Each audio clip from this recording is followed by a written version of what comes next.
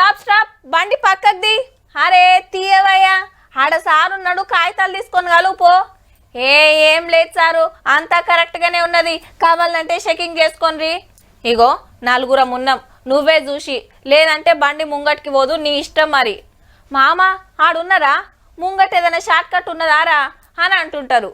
గదంతా నిన్నటిదాకా, ఇవాళ లెక్క మారింది. Ramana check post ఎత్తేసినారు.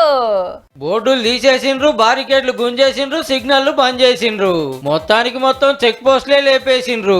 పగటిలి 2 గంటలకు సర్కార్ ఆర్డర్ వేసిందో లేదో, మాపటిలి 5 గంటలకు తెలంగాణలో ఉన్న మొత్తం చెక్ పోస్టులు మూతపడ్డాయి. ఇక ఏ పర్మిషన్ కావాలన్నా, ట్యాక్స్ కట్టాలన్నా అంతా ఆన్లైన్ లోనే. టాక్సేషన్ ఎట్లా అడిగితే టాక్సేషన్ డిఫరెంట్ సోర్స్ లో ఇవన్నీ కూడా టెక్నాలజీని అడాప్ట్ చేసుకొని ఈ ఆన్లైన్ అంతా కూడా అవేర్నెస్ క్రియేట్ చేసి తీసుకుందాం. కేబినెట్ లో 2 నెలల కిందటనే డిసైడ్ చేసిండ్రు ఆర్టీఏ చెక్ పోస్టులు ఎత్తేయాలని. దీనికో లెక్క ఉందట మళ్ళా. ఇవన్నీ కూడా రాష్ట్రాల నడుము ఉండేటి. అటుకెళ్ళి ఇటుకెళ్ళి అటు పోతప్పుడు అప్పట్లో ట్యాక్స్ పడేది. కానీ జిఎస్టీ వచ్చినాక అన్ని ఒక్కదాని కిందకే వచ్చినాయట.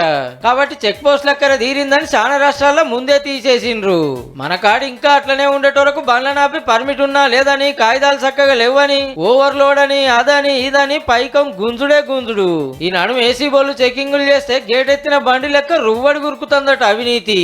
అందుకే ఇలా మొత్తం లేపేసిర్రన్నట్టు. గంజాయి లిక్కర్ అసొంటివి పట్టుకుంటానికి ఏరే డిపార్ట్మెంట్లు ఉంటాయి కాబట్టి వాళ్ళే చూసుకోవాలి.